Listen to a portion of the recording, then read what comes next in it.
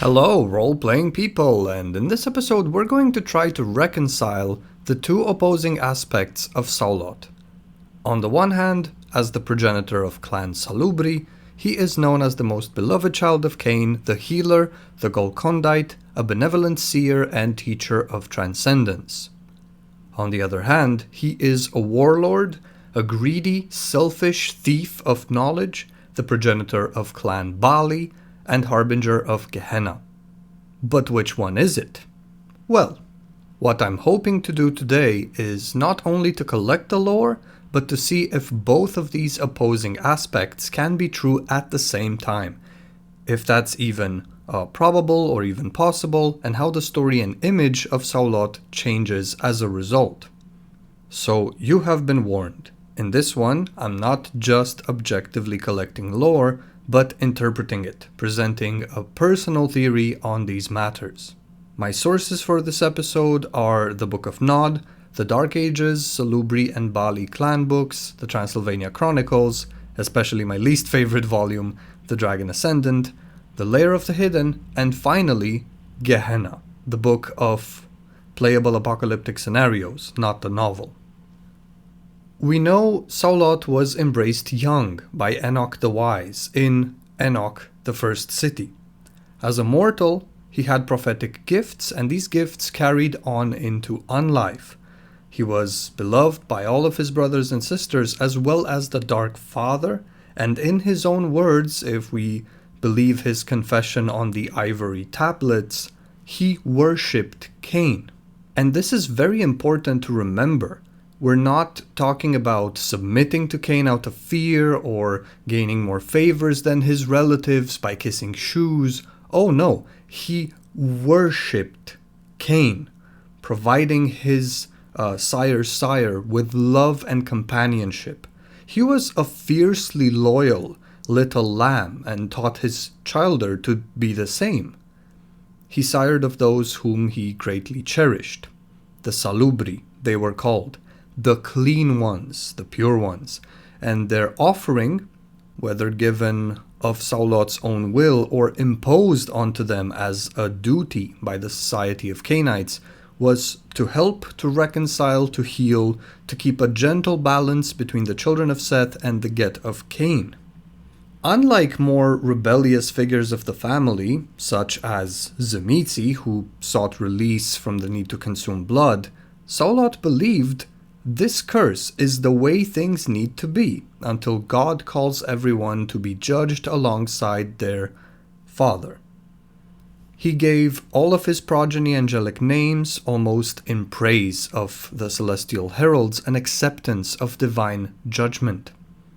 It is believed that he never took part in the murder of the second generation, and as a result was never cursed by Cain. The Salubri clan flaw, in this case, is a manifestation of deep personal belief that blood should be given freely until the time of judgment comes, and that mortals should not suffer as a result of being fed upon. Remember, the Proverbs section of the Book of Nod says, "Take gently from women, take directly from men, take sweetly from children." So, what we can clearly see for now is that Saulot is very accepting of the Cainite curse and doesn't really seek to change the way things are. He conforms to the society of the undead, accepts his role as a healer, and, in his own words, worships Cain. Then the deluge comes, as supposed punishment for the murder of the second generation, and we're left wondering, would Saulot have left the city he felt a duty towards, had the flood not happened? It seems to me that he left precisely as a result of this calamity, not necessarily to seek enlightenment, but out of a sense of disappointment and guilt. The people and the world he knew changed suddenly and profoundly, despite Cain's edicts and rules, which his childer disregarded, despite Saulot's own prophecies and teachings of peace. And when the murder happened, Cain was so mad he cursed all of his grandchilders save for one, summoned them back to whatever was left of Enoch, and cursed them. So it's very likely that As a healer and peacekeeper, Saulot probably felt some guilt, a sense of personal failure, emotional pain. This is when he takes his first journey to the east, the first of multiple, and this is a very important mention. A common misconception, which is also the story on the White Wolf Wiki, is that after the deluge, Saulot traveled to the east, hung out with Indian gurus for a while, and he returned all enlightened with a third eye on his forehead, ready to teach Golconda during the time of the Second City. This is not only simplistic and makes zero attempts to reconcile with the Baali story, but it is inaccurate based on multiple sources, such as the ivory tablets from the Transylvania Chronicles and the Salubri Clanbook. The truth is, Saulot's first journey to the east was a complete disaster. He discovered the existence of other undead, which don't even need to feed on blood, but can feed on energy. He discovered they had a completely different worldview and origin story. And worst of all, he discovered that Cain, who had also traveled to these lands a very long time ago, knew of their existence and chose to keep it a secret so he can indoctrinate and rule over his clueless progeny. The already guilty and burdened Saulot just broke. Imagine coming face to face with irrefutable evidence that your entire identity is fabricated. It's a lie. Yours and the identity or culture of the clan you have created. Those who are named after angels and taught to worship and serve Cain and do their duty to Enoch and all of that. Bullshit. A bedtime story Cain fed everyone to keep himself in power as a tyrant, to give others responsibilities and to hide his miserable failure to adapt to the discovery of new knowledge and to accept others' perspectives and stories. It is at this point, I quote, "Everything Cain told us is a lie. He too traveled to this land, yet never surpassed his bloodlust. Worse, rather than letting each of us make our fortunes, then be punished or rewarded by God, he took it upon himself to stop our natural cycle of life and forced his blood upon us, that we might become as he is. He has cursed us all to consume blood rather than give us the chance to ascend to a higher state of being. We have been forced to accept a lesser existence by he who made us. May Cain be damned to suffer eternal torment in the embrace of ever-living flames for the existence he has condemned us to. Though they greatly pitied me in my condition, some of the enlightened ones of the East taught me what they could, trying to ease my heart's betrayal. I believe they hoped to bring me to a state of peace and acceptance of my own existence. I feigned that they did so, yet inside my thoughts were clouded with anger and my heart burned with vengeance. But I discovered the great unfolding of the world. I could throw off the stigma of being lesser by becoming master of all in another age. I learnt of the celestial and infernal courts and their struggle against one another, which balances the world. Others, like unto me, but far more advanced, taught me of the turning of the great wheel of ages. We inexorably move from a brighter age to one more brutal and dark until we reach the half point of the wheel. There, at the bottom of the cycle, we plunge into darkness and horror for thousands of years, ruled by a powerful evil warlord or sorcerer whose whim decides the fate of all. At that point, the world might stop, the wheel forced from its path and stuck in that age until the end of time. Or, if beings of goodness could mitigate the severity of the darkness, or find a way to overcome it, in time the great wheel turns once more, swinging upward again through more enlightened ages, until reaching paradise at the top again. Those who pride themselves on enlightenment take sides in bringing about the turning of the wheel, yet they make no plans beyond this age. I do not make that mistake. If I am accursed, then let me be great in my depravity. I shall gain all I can for myself. I shall help to move the great wheel towards collapse, and I shall smite that dreary realm with an iron fist and whips of fire. No longer shall I care for what my father or my brethren want. I shall be hidden in my plans and circumspect in my dealings with all, but they must not suspect my hand stirring. Let them squabble among themselves and vie for position. Let them believe they struggle to reach ascendancy. In the end, as the wheel turns and darkness covers all, I shall sit atop the throne of destiny, stronger than they are, stronger than Cain, stronger than she who gave us our powers.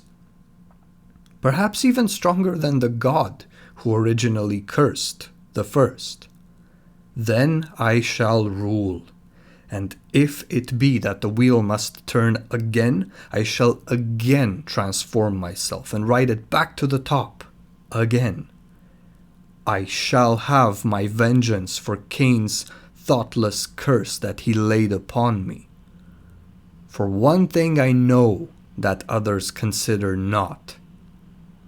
Should the wheel of ages reach the top once more, even in its apparent perfection, I shall linger like a blot upon pure sand. The wheel shall one night turn again. The gentle and kind Saulot, indoctrinated, loyal lamb Saulot, who had only done good because he knew nothing else, because he had never had a choice, now had free choice and knowledge for the first time in his unlife.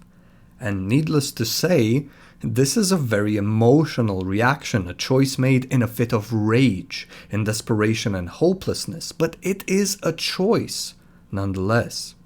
He lies to those vampires of the East enough so he can steal their knowledge, and then, once he thinks he's understood how the world works, he decides to return to the society he knew and destroy everything from the shadows, bringing about an age in which he can rule. It's funny how, in his rage, after having been lied to and disempowered for so long, he doesn't want to release others from the Dark Father's sick cult. He doesn't want to teach anyone. He just wants to rule, to be powerful, to become a new Cain. On his way back, he decides to already start working towards bringing about that new age in which he will dominate everything. And how fitting it is that his new progeny would be called the Baali, the rulers, the lords, because that is what Baal means. He's been kind and submissive and pure. Well, this time he's going to be an embodiment of rage and dominance, of cruelty and filth, which know no higher law than power. So this time, he sides not with the heralds who visited Cain, but with those known as demons. The world must be destroyed. It must be ground down and rebuilt in his image. Gehenna, the last city, will be his city.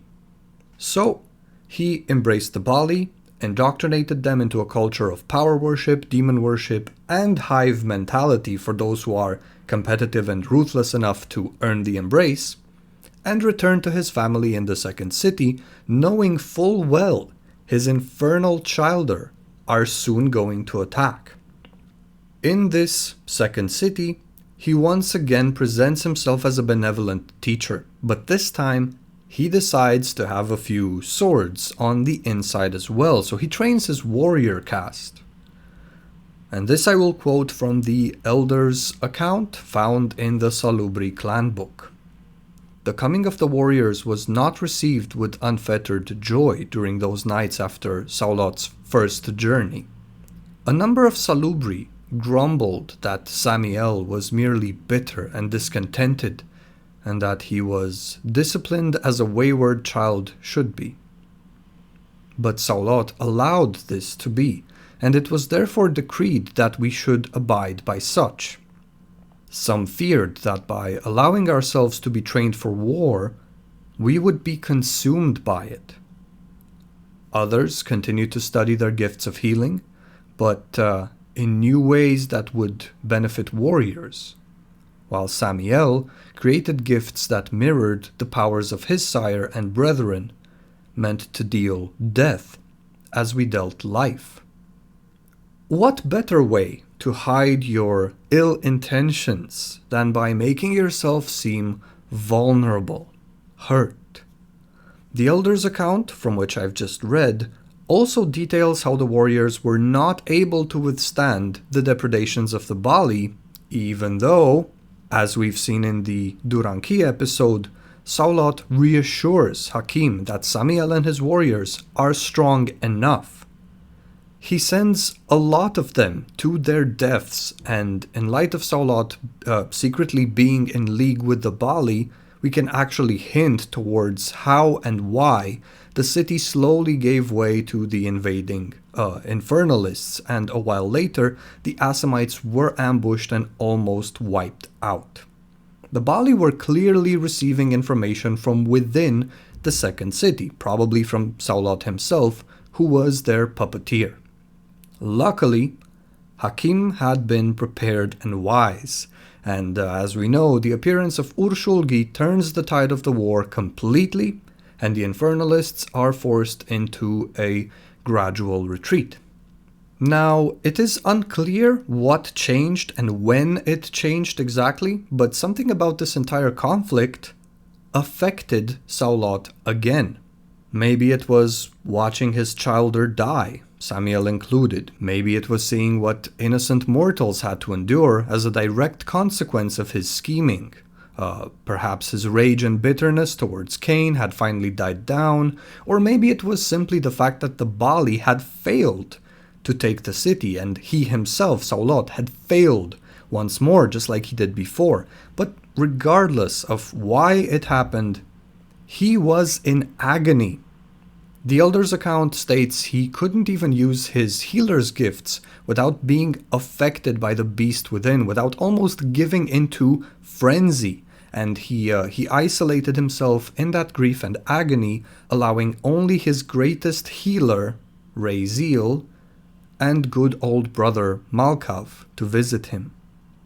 Shortly after, he vanished from the second city as he'd done before from the first, and his childer, desperate and left without guidance, wandered the earth in search for him. They couldn't find him until one night he simply returned to the city gate, visibly changed in appearance and demeanor, and spoke of Golconda. And I think at this point, his words from the Book of Nod are a perfect insertion. Let's read. Know that you are made to be unmade. You are the white lamb, the gentle sacrifice. You are the greatest part of the bounty of Cain, and on your shoulders shall be his greatest sin. For alone among the children of Cain I have asked the one above for forgiveness, and have been visited by the worst of the one below's demons. Those snakes which bit me in my sleep, those foul worms who suck my blood. I learned from them to take the blackness from the blood, the wounds from the flesh, the evil from the soul. And though I may die, you, my childer, will live on. Open thy eye and see the world truly, and know that what you do now goes on to heal another generation. The original Saulot, the young man embraced by Enoch, had no choice but to be good, right? He was indoctrinated by Cain and his cult-like community into performing a certain service without really having a say in the matter. After his first journey and the revelation, Saulot flies into the other extreme. He becomes a monster, a tyrant, a destroyer. But once his rage dies down, he comes to understand what seemed like freedom of choice was simply a manifestation of frustration and deep trauma. In creating the Baali, he almost damned the entire world, just so he could be like Cain. But why? Why would anyone aspire to that? Cain is blinded by his pride and self-deceit. So now that Saulot had experienced the extremes of good and bad, of kindness and cruelty, he was visited by angels and demons alike, as the Book of Nod so beautifully says. He's become more aware, not only of the world, but of himself. Only after he has gained experience and perspective can he make a choice, an informed, truly willing choice in regards to who he wants to be. He doesn't have to be a healer just because someone else told him to be so, told him that's his duty. He doesn't have to destroy the world to follow a model that is shallow and damned, the one he's worshipped all this time, Cain. No. He can be himself, be his own master and make his own choices, because ultimately, we are all made to be unmade. But what happens after this? Well, over centuries he sinks into more frequent and ever deeper torpor, removing himself from the world, but his deeds come back to haunt him even in his absence. It is unclear how the rumor started and how Tremere managed to twist that rumor even further, but the Salubri were branded as deceptive infernalists and soul stealers. If I had to guess, I'd say Kupala probably had something to do with this, and if I had to continue this guess, I'd say Saulot allowed himself to be diablerized and dragged Tremere into torpor precisely so Kupala doesn't have its way with the entire clan of warlocks by controlling its leader. And this sort of makes sense, at least geographically speaking, because Saulot also seems to have been drawn to the Carpathians and spent time there, where he was diablerized, he acted through Tremere's body, ended up stealing that body, taught the Nkonu of Hunedwara about Golconda, and ultimately, well, he rescued a Vozd. Is the Saulot of Lair of the Hidden the same one who manipulated the Tremere? Is the kind healer of the first city the same one who created the Baali? Well, I've collected the lore and put together a timeline showing that this can be possible, but really, Saulot remains a mystery. There is no definitive answer, and as always, everyone is welcome to make up their own mind about this. In the Gehenna book, this ambivalent attitude towards him is preserved, with only 2 out of 4 playable scenarios presenting him as a self-sacrificing, benevolent savior. The lore surrounding this enigmatic Antediluvian is still very much up for interpretation and can be seen in a variety of ways, but personally I love the idea that these 2 aspects, evil Saulot and good Saulot, are sides of the same coin. Because this creates depth, a feeling of character growth. It shows that some characters can change, and it actually justifies the very mechanics of Obea, the signature discipline of the healers. How can anyone unburden another of the beast if they themselves have not experienced the burden of the beast? How can Saulot take the evil from the soul, supposedly in his own words, if he himself has never experienced evil? And I take that a step further and ask, what is the value of doing good if one can only do good in absence of the choice or ability to do bad? It is because of these questions I cannot see Saulot as this perfect being who can do no wrong, who's been enlightened ever since his embrace, and somehow he's the only one. That's That's pretty nuanceless. It shows a character who doesn't succeed, doesn't really fail, doesn't change in any way, he just stagnates. And how can that in any way be a transcendent being? Balance is not stagnation, it is a beautiful alternation, a dance, if you will, between good and bad, performed in awareness and in complete choice. I much sooner enjoy this idea of a Saulot who has failed, has made unimaginably horrible mistakes, and was still able to come back from that, to be self-aware, to become self-aware, and to find balance. This is why he doesn't preach, but teach. The Saulot we see in Lair of the Hidden doesn't push any agendas, because he knows enlightenment, Golconda, must come from personal pursuit. When Gabriel visits Cain and tells him of the road of mercy, his only request is that Cain tells his childer of it. That's it. He doesn't invite him to follow that path, but merely tells him it is an option. And Saulot does the exact same thing with his pupils. Everyone will be tried and tested in various ways. Let them experience that trial fully and become aware. I mean, he watches the Inconnu of Hunedwara make a pact with a demon, and he doesn't interfere, knowing full well it is their choice to make. It's their responsibility to overcome this trial. And of course, he is very happy for their success and their victory. And that victory is much more valuable because it's theirs, without his doing.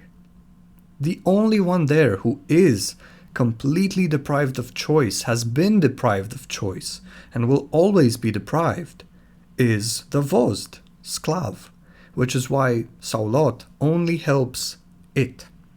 Everyone else in that Council of 12 can help themselves just fine. They have the power and they have a choice. And this brings us to what I think changed Saulot and encouraged him to wander again after his isolation during the Baali Wars. He looked at both Salubri and Baali and realized none of them were making a genuine choice in this conflict. They were just doing what they had been told. The Salubri were the good guys because they had been taught to be like that, because it was encouraged and expected of them. The Baali were evil, demon-worshipping conquerors because they had been indoctrinated into being like that. Though they manifest differently, what they are manifesting is a form of devotion, fanaticism to a cult-like culture and ideology. That's it. They are perfect conformists.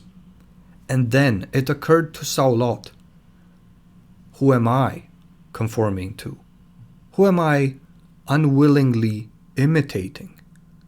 What am I doing? Is this truly what I want? Turns out, it was not. Lastly, I think this version of the character, the one that is both good and evil, brings in the theme of redemption and societal judgment. Yes, Saulot created the Baali, and that is probably one of the greatest atrocities in Vampire the Masquerade.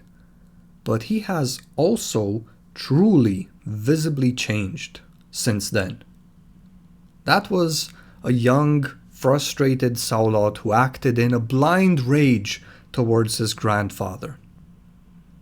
The gentle teacher who encourages enlightenment is no longer that person. How long before others can accept that? Will they ever? Why should they? Is there such a thing as forgiveness in the world of Vampire? I like to think so, but if there is, it probably starts from the self. It probably starts with forgiving yourself. And the road is always there, but no one is going to walk it for you. That, my friends, is how I reconcile the two distinct aspects of Saulot, Redeemer and Destroyer, in a way that is surprisingly consistent with the timeline and a lot of the lore books, and really tells a fantastic story about breaking free from indoctrination, obtaining genuine choice, and finding much needed balance after so much pain and trauma. Let me know what you think about this and what you think of Saulot as a character. Thank you very much for listening. Take care, have fun, and don't forget to play.